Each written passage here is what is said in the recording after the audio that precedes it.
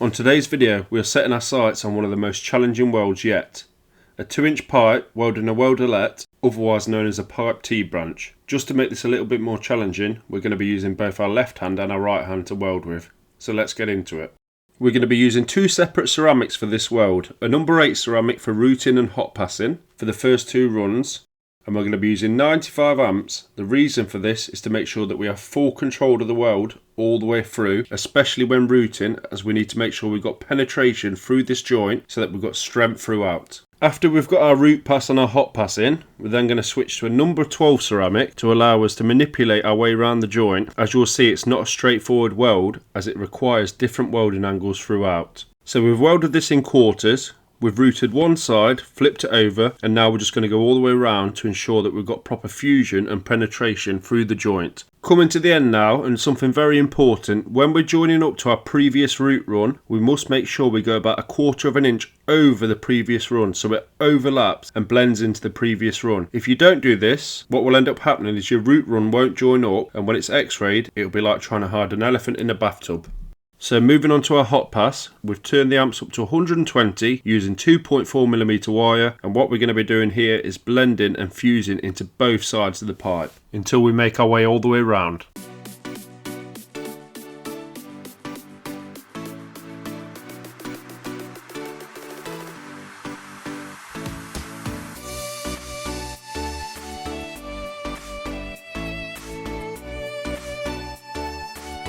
With the hot pass now complete, we now move on to the third stage, which is filling this joint up. We've set our amps to now 130 amps, up 10 more from previous, using 2.4mm wire, and we're going to come up the right hand side of the joint, filling and making sure that we dip both on the left hand and the right hand side of the puddle. It's important that we dip both on the left and the right hand side, as we're going to need a lot more filling material to fill up this pipe now as the joint is getting wider. So exactly the same technique, the only difference is now we're going to switch hands and go with our left hand and go up the joint. So how many of you out there can weld both left handed and right handed? Let us know in the comments down below.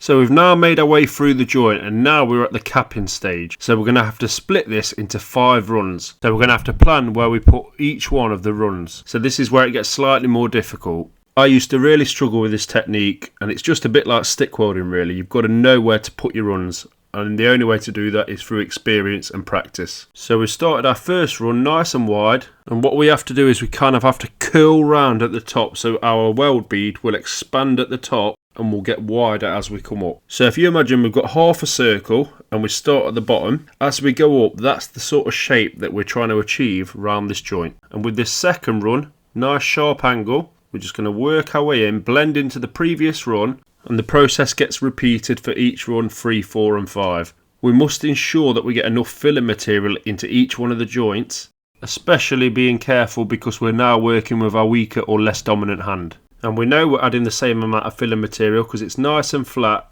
and we can start to see the weld profile coming along nicely.